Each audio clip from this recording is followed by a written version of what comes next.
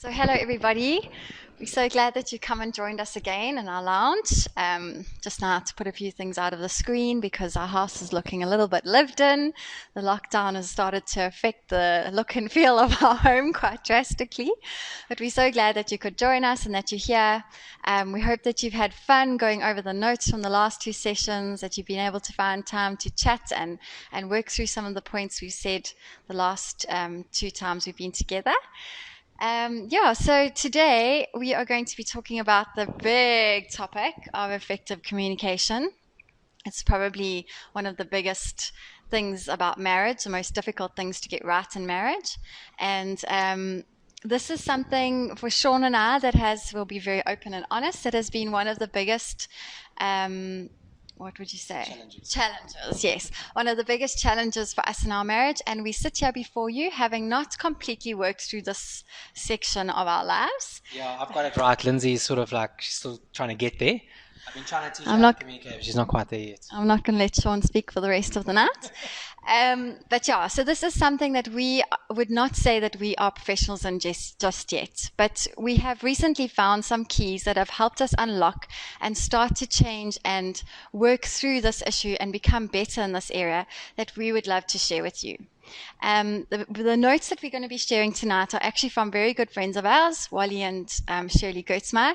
Thank you guys. They've been married for years and years and years, happily married, and we glean off them as much as we can. And they sent us through their notes on communication, and most of what we're going to share with you tonight is from them. So thank you for allowing us to share your notes with others.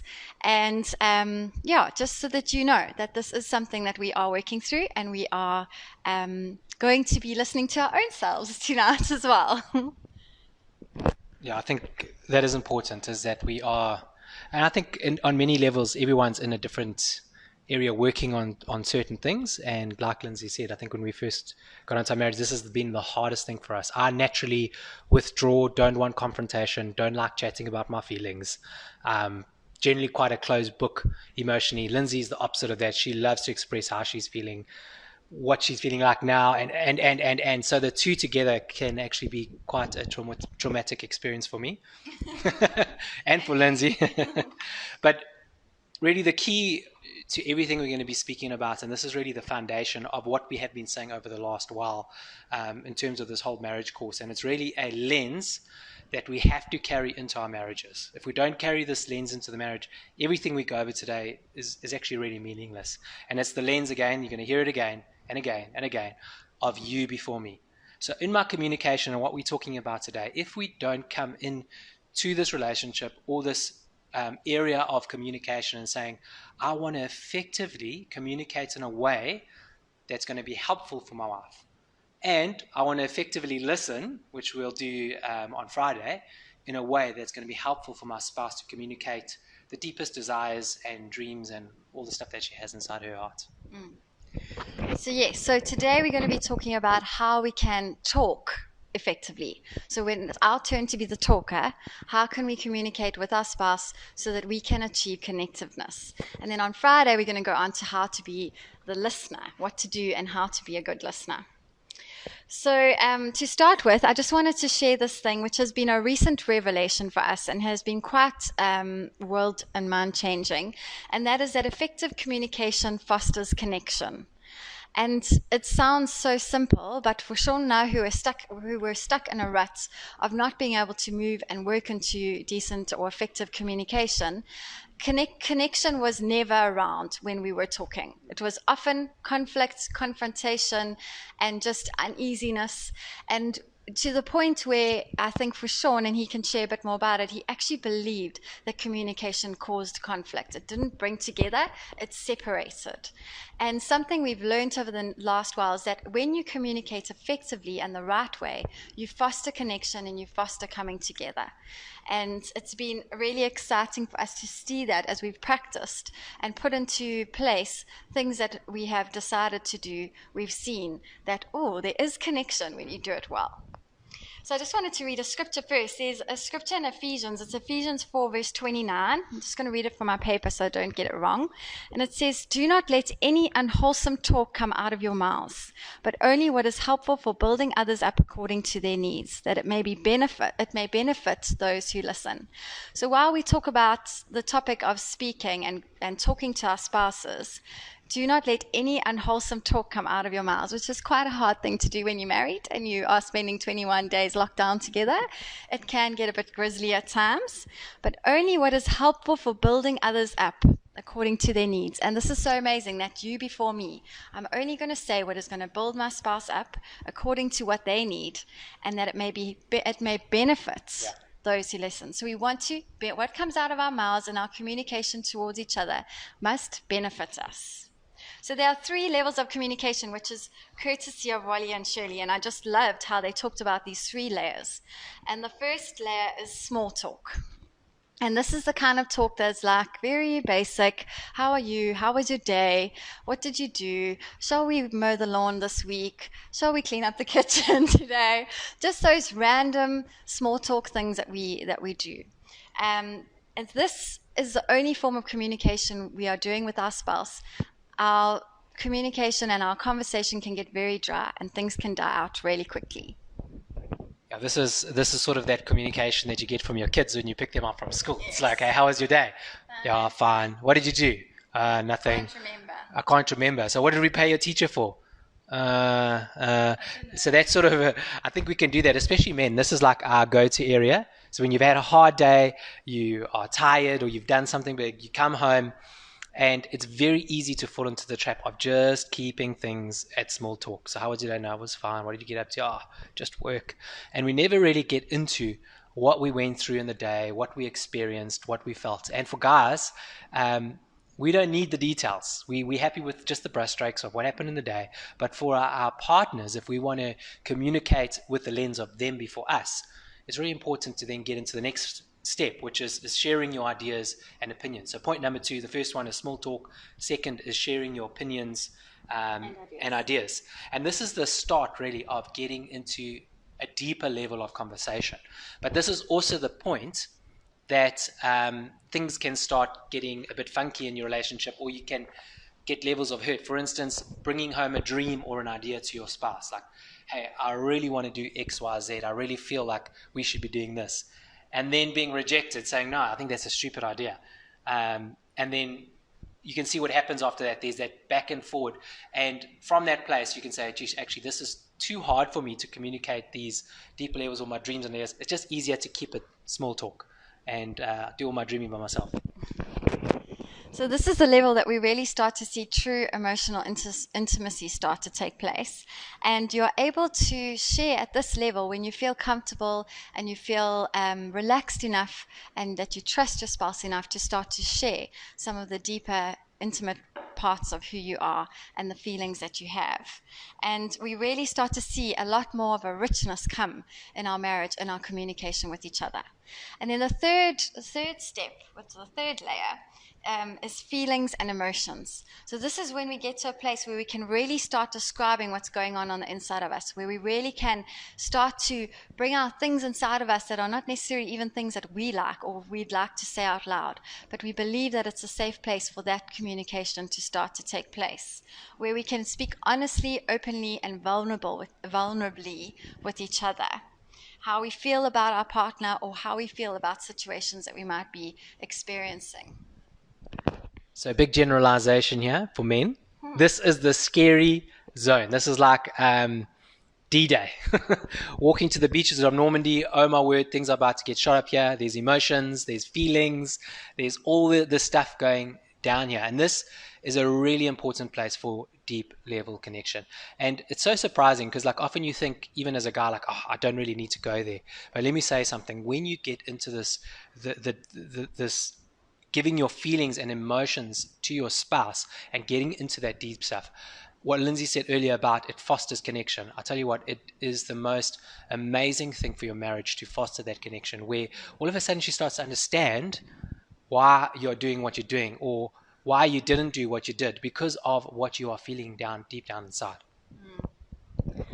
The biggest problem or breakdown that we have here in communication is that if you don't do communication effectively, if you start sharing your deepest, darkest, intimate feelings with your spouse and they don't respond, or they reject what you're saying, or they don't listen, or they react in a way that is not positive, it can start to actually cause some serious issues, and confrontation and a breakdown of communication happens right here.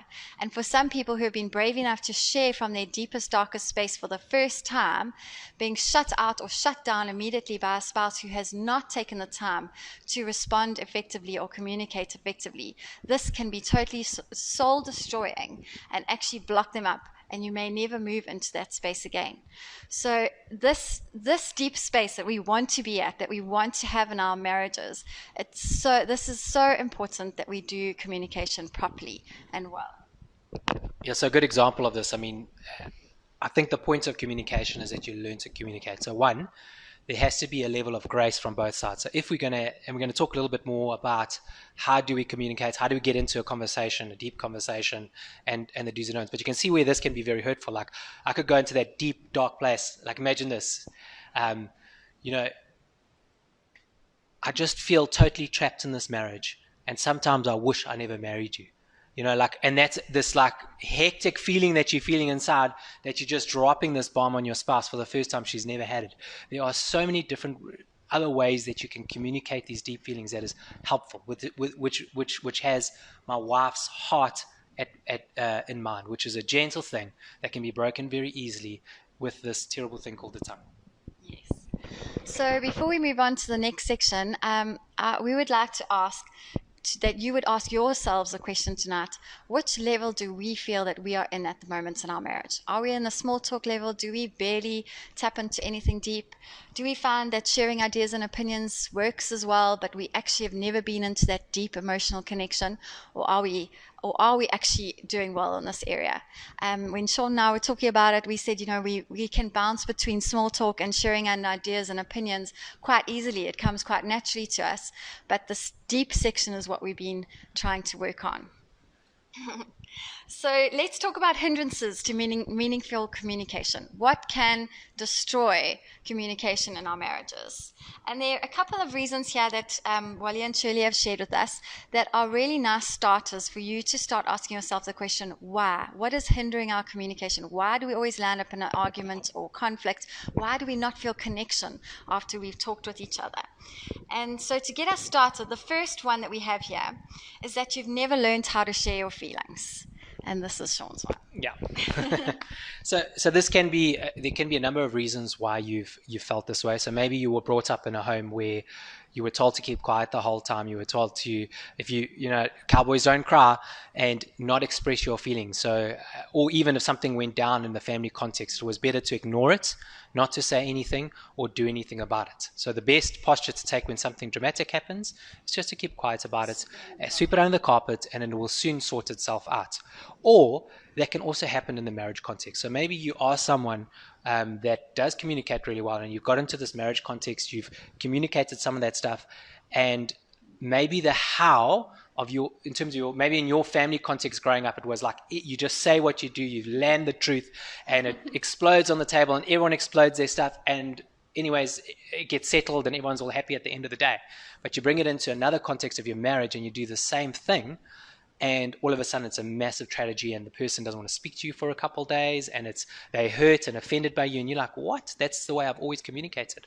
And what that means is we need to learn in the context of our marriage how to communicate with one another. And if we don't start, we'll never learn. Yes. And something that's so important that I've realized with Sean and I is that there are two kinds of what did we call it earlier? There's two kinds of ways of communicating, or processing. And the one is that you get outward processes and you get inward processes. And in our marriage, we have an inward processor and an outward processor. So or verbally and outwardly express and process everything. So I want to talk about it, and the minute it happens, I want to talk about it. If you've got a long face, tell me why you've got a long face. I'll even say, oh, why are you sulking? What's the problem? And Sean's like, no, I'm just sulking. I'm not sulking. I'm just chilling. And Sean is an inward processor. He'd rather leave it all deep down inside and not bring it out and not share about it. So when we get married, it's so important to look at our spouse and say, well, what kind of processor are you? Do you process outwardly and quickly? Do you process inwardly and slowly? And to be able to work together to figure out what is going to be the right dialogue for the two of you. Sometimes Sean actually needs a few days to process something before we can actually talk about it. And I'll be jolly chomping at the bits to discuss this thing that he's upset with. And I've learned now to give him space, let him dwell in that space, let him have a few days, and he's learned not to spend a year there. So we meet halfway, I give him about 3 or 4 days, and then he meets me and we talk about it. Minutes? No, days. Number 2 is the fear of rejection or criticism. This is a big reason people don't communicate. That fear of, if I say something, my spouse is going to reject me or they're going to criticize me. And actually, it's not worth it. I'm not going to go there. Yeah, this is a massive one. And this, again, if you look back at your childhood growing up, it can come there maybe at a very critical father. Whenever you brought stuff, it was like thrown down, so you haven't learned how to do that. Or again, it can happen in the context of your marriage. You come into a marriage and you've brought some stuff out and you have felt criticized by your spouse, even though the way they've communicated might necessarily have meant that they want to criticize you, but that's how you've taken it. And again, that's a topic that you want to bring up and discuss. Yeah. Number 3 is an attitude of, what's the use of talking? It won't help. So this often comes on where someone's asked, maybe your spouse has asked you to do things a number of times, and you've ignored her and ignored her and ignored her and ignored her. And eventually it's really a position of hopelessness. Like, actually, I can't communicate with this person anymore, because even when I try to communicate with them, they're just uninterested, they're unavailable, they're not wanting to communicate with me. And this is a big issue with inward processors. So if you're an inward processor, you don't want to deal with those issues the whole time. When people do bring stuff, you almost want to build an emotional wall and hold yourself at a distance. And what it does to the other person is it makes them feel like they're unimportant, they're unheard, and that you don't care enough to speak to them about these issues. So what that does is it builds up a wall of resentment to the point where they eventually feel like, you know what, there's no point in me even communicating with this person anymore, because they just aren't interested, even though that might not necessarily be the truth of what's going inside of you. Yes. Okay, number 4 is a belief that you don't have anything worthwhile to say. So what's the point of communicating? I've got nothing worthwhile to say. I've got nothing to bring to this marriage. I'm just not going to say anything. And this is actually linked with another one, or something that we've seen before, is that not only can you believe that you don't have anything worthwhile to say, often one of the spouses can believe that their partner has nothing worthwhile to bring. It's almost a sense of, I'm better than you, you're beneath me, we're not going to communicate about this, I'm the boss, I'm in charge, I'm just going to get on and do what I need to do. And this can be so damaging and break down communication really severely. Yeah. And that's really actually a massive issue with pride, to be honest. And sometimes you see it in marriages where there's an older person and a younger person. It takes on like a father-child sort of relationship. They don't really have any value, or someone's very good at a particular type of work or industry, and they can never go to their spouse and ask them questions because they feel like actually they can't contribute anything valuable, which is a terrible position to take as a husband or a wife of a spouse. Actually, they have... remember we spoke about in the first week about part of our thing is gardening together. It's doing life together. It's working this world together. So everything in my world is important for me to communicate to my wife. Everything that is in her world is important for her to bring into my life. Regardless who's better at it, regardless who has more hours doing whatever it is, your partner or your spouse can definitely still bring in something of value into that place. I think on this topic of a belief that you don't have anything worthwhile to say, this is directly linked to identity. And so if you are feeling like this is you, actually, I don't believe that I actually can contribute to my marriage, then this is something you need to work on within yourself. And we're going to be doing an identity course and running an identity course soon online. So we'll let you know when that happens. But being able to find out, why am I feeling that way? What are the triggers? Ask yourself the question, why do I feel that I'm not good enough to talk or to bring a topic to our conversations as a couple? And then number 5 is also talking about pride. Sean started talking about it now. It's the pride of discussing a weakness or fault in your life. None of us like to have our dirty laundry hung up for the world to see. We all know that. It's really painful and sore when your spouse touches something inside of you that you know you're not great at. And honestly, we don't want to talk about it. It's like, it's pride. I don't want to talk about it. I know I'm bad at it, or I know deep down inside I'm bad at it, but I'm never going to admit to you that I am. That pride can really destroy relationships and communication. Then number 7 is the fear of upsetting your partner and causing conflict or confrontations.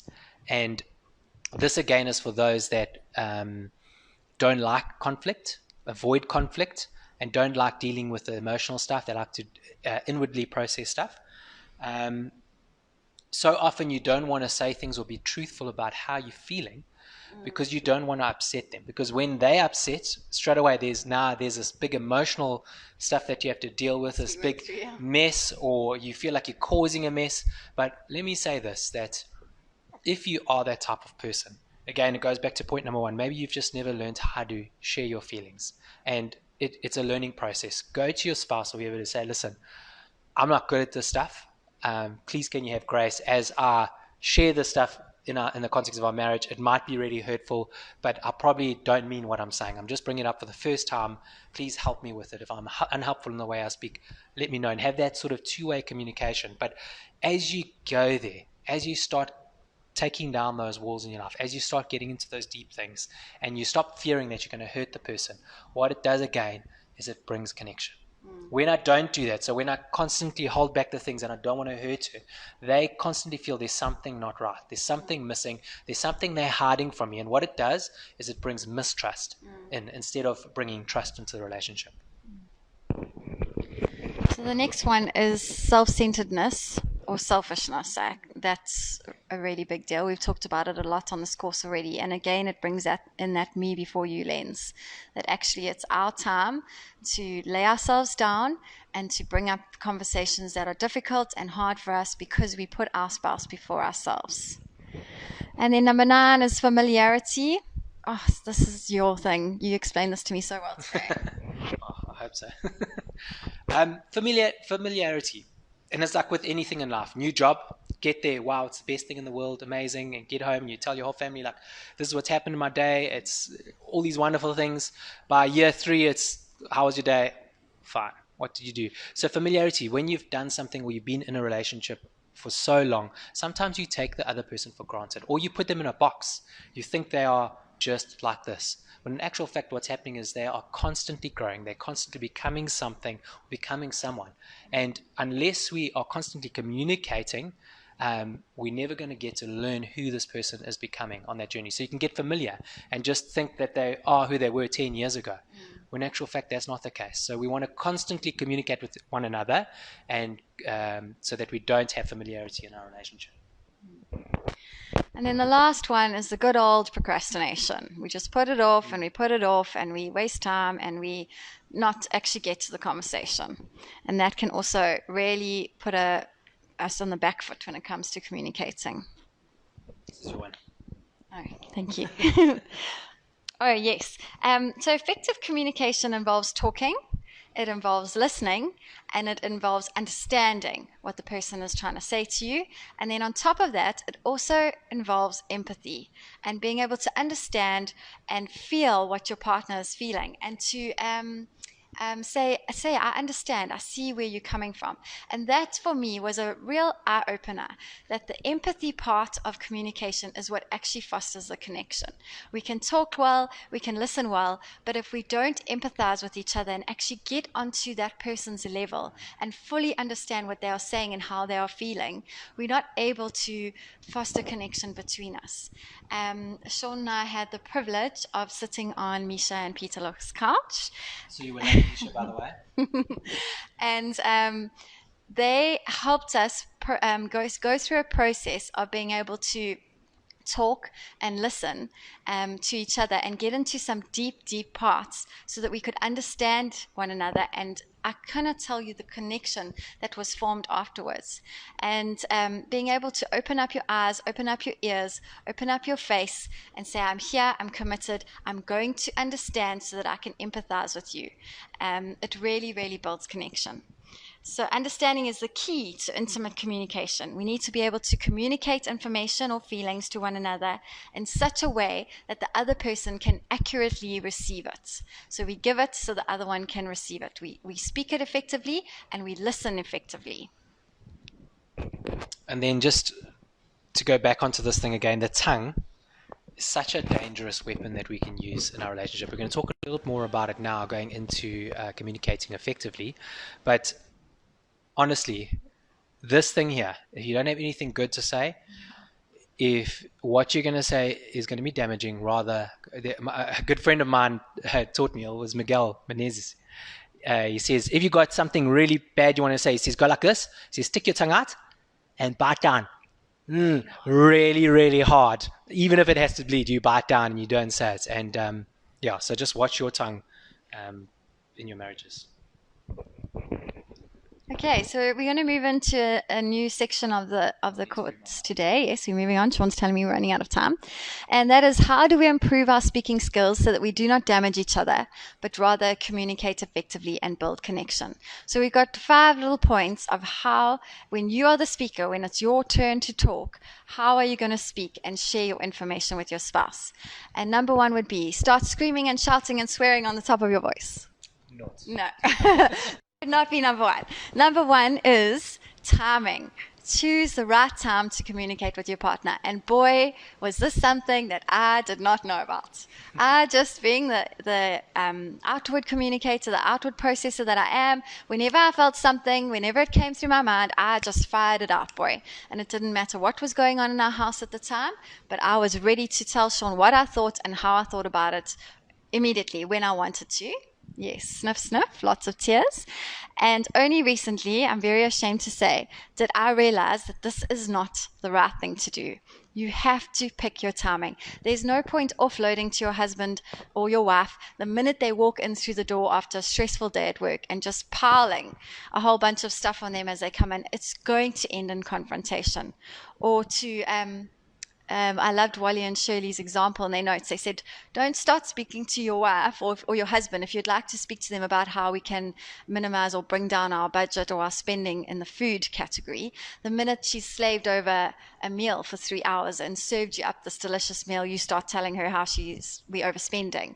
We just have to be so wise about when we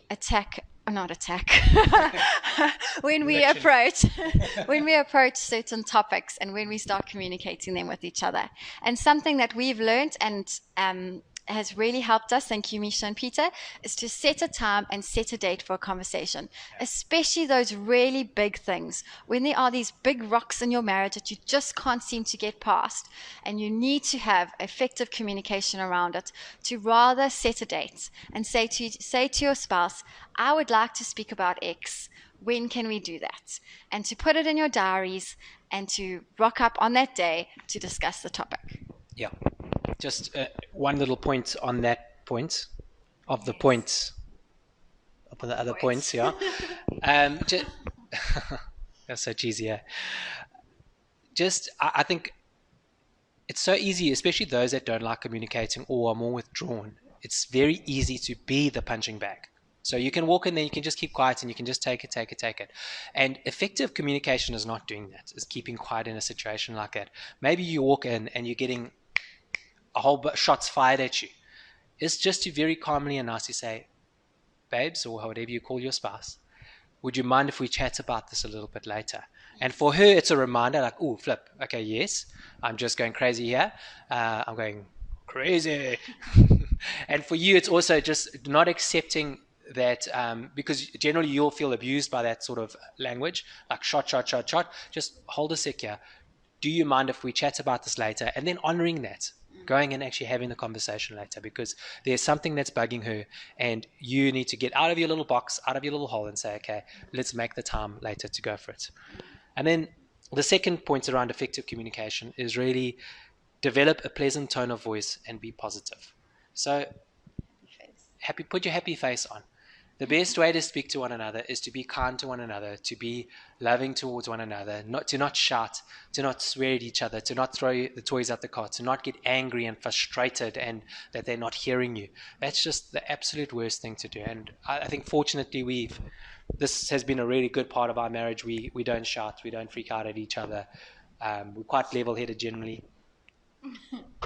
I can passionately say some things, but there's one thing that I've really appreciated about Sean is that he has never raised his voice at me, and I have never raised my voice at him. We don't shout, and we certainly don't swear, and that's one thing that is so vital, because often we can get so passionate and over the top, and we often have people say, but that's just who we are, we go wild.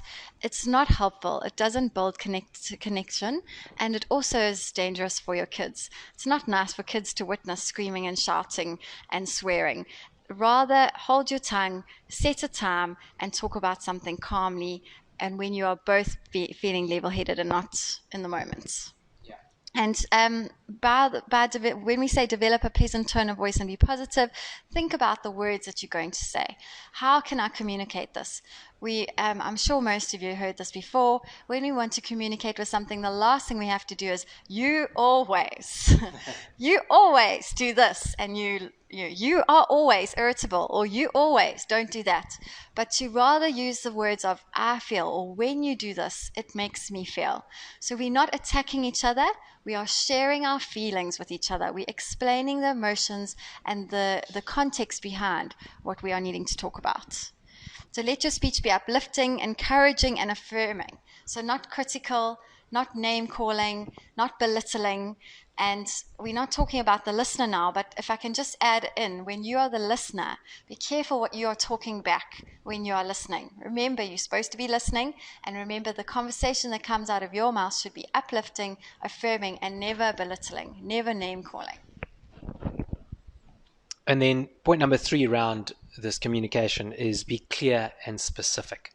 So when you are going to have these conversations, and I want to go back quickly to our initial point. So we spoke about small talk, the different levels of communication, small talk, sharing ideas and opinions, and feelings and emotions being the deeper level. Anytime, have small talk around the house. Anytime, share dreams and opinions, around the table, have nice, robust, deep conversations. When it comes to feelings and emotions, set aside time and do it properly, because that's where the most damage gets caused. So when we are talking about being clear and specific, is when we have a topic, stick to the topic. Yes. So don't go off on a tangent and have 5 million topics. So like a good example, well, not an example, just in the context of marriage, you haven't taken out the rubbish. I'll say that again. You haven't picked up your socks. You haven't done this, and you haven't done that. And now, I asked you to go to the shop the other day, and you didn't go to the shop. And then all of a sudden, like, oh my word, I am the worst person in the world. I'm the worst, but I just can't get anything right. And so that terrible cycle goes on. But be specific. So if you do have a lot of stuff to bring up, rather have a couple meetings over the next month or two to deal with those things, and also group the issues. So don't just fire this way, that way, group them. So if it's an irresponsibility issue, group all of those into one place and call it irresponsibility. Don't call it picking up the rubbish, pick up your socks, do that, do da. Put it all in one place and deal with that, and then both try effectively solve a solution to that problem. Yeah, so number 4 is appreciate and respect your partner's opinions and feelings. And so when you are speaking, think about, how is this coming out? The ears that are listening to this, is it damaging to those ears, or is it uplifting that person? Be thoughtful about what you're going to say. If you've set aside time to discuss something, when we've started now setting aside time to talk about something, we'll often say, can we meet to talk about this thing, XYZ, and actually label what the discussion is going to be about. Think about how you're going to before you go to the meeting, think about a meeting. That sounds terrible. Before you sit on the couch together, face to face. Before you get into the death zone. Think about the kind of language you're gonna say. Think about the kind of things you're gonna talk about. Think about, if I was listening to this, how would I feel? And remember that we love each other. We want to work through this so we can be better on the other side. Not that we can be more separate. We want to be more connected. So never talk down to each other, but rather speak with feelings. This is what I feel. This is what I see. And then something I loved in Wally and Shirley's notes, thank you again for them, was keep on talking till you come to a place of agreement or compromise where no one is the loser. And I love that the goal of good, effective communication is that nobody leaves the loser. We've kept on talking till we've come to an agreement or we've compromised, but we are both leaving the room happy. Yeah. And then the fifth point is keep working on and developing the speaking skill. So a happy and fulfilling marriage are both a product of extreme effort. So that's how you get it. It's a good marriage comes with effort. If you want to be a good anything, it comes with extreme effort and perseverance. And that's what we want for our marriages. Like we said earlier, we want to build towards each other, not away from each other. And that comes with extreme effort. And let me say this, it also comes with extreme grace. Yes. And we've all been in those conversations, like your spouse is saying something, and all you're thinking about is, how am I going to respond? And all she's thinking about, how she's going to respond to what, instead of taking a step aside and say, okay, can I have grace in my heart to let my spouse speak to me? And yes. However it comes out, if it comes out badly, I know on a deep level she actually loves me. She actually cares about me. She wouldn't be having this conversation if she didn't care about me. Taking that lens and sitting and saying, okay, this might be hard to handle, but let me try and understand what she's saying. And vice versa. When there is a reply or it might not come out the way that you wanted to, remember that person loved you. They chose you. And just to respond with grace in our conversation. And that's how we develop a skill, is by having grace for one another. It's not like, if we get it wrong, it's okay to get it wrong. It's okay to fail over and over again. As long as we look back, like Wally and Shirley, how many years have you been married for? Like 85? No, I'm joking. But you look back at your marriage, you can see where you were and where you are now. You've moved forward and you've progressed. You're not in the same place that you were. You weren't stuck. You weren't afraid not to try communicate with one another. So I think really what we've been talking about today is, let's think before we speak. Let's make time to have deep, meaningful conversations. Set aside time. Don't just do them off the cuff. And let's really work on our marriage in this area of communication. We have got some awesome questions for you to work through together, which we'll send out tomorrow, where you can, please, if you do have time, take time to look at them. Ask yourselves the questions. Ask each other the questions. And decide, what level of communication are we on? Are we in the small talk? Can we share ideas and opinions? Are we touching those feelings and emotions? And then after that, what are some reasons that maybe we're not communicating effectively? What can we figure out or learn about each other? It was so enlightening for me to learn that Sean does not like communicating because he believed it always ended in confrontation. It was such an eye-opener for me. It drastically changed the way we speak to each other, because immediately I wanted him to not feel that. So I didn't lash out. I didn't get offended by what he said. I took time to listen. I took time. I could understand the roots of the behavior that he had. In the past, I used to think it was because he didn't care enough about me to have the conversations. But when I understood the roots, then we were able to move forward effectively. So figure out, what are some of the reasons we don't? Why don't we communicate effectively? And one little thing I'm just thought of off the top of my head now, is that communication that happens in a highly emotional state is never positive. So if you feel that you are feeling highly emotional about something, you are very angry, or you are very upset, or you are very anxious, or very sad, whatever that feeling is that you're feeling at that time, rather don't communicate in that space. Rather say, we can't talk about this now, but do set a date. Do say, but we will talk. And can we talk in 2 days' time? Or can we talk in an hour? Or can we talk tomorrow? And then be the person who goes back and does that conversation. And then remember, when we are talking, have the good speaking skills. Don't belittle. Don't say nasty words. Don't scream and shout. Don't swear. Develop a pleasant tone. Have happy, lovely gestures on your face, and be clear and specific. I think if we can really work through and actively put these things into practice, we can start to have this amazing connectedness that comes when we communicate with each other.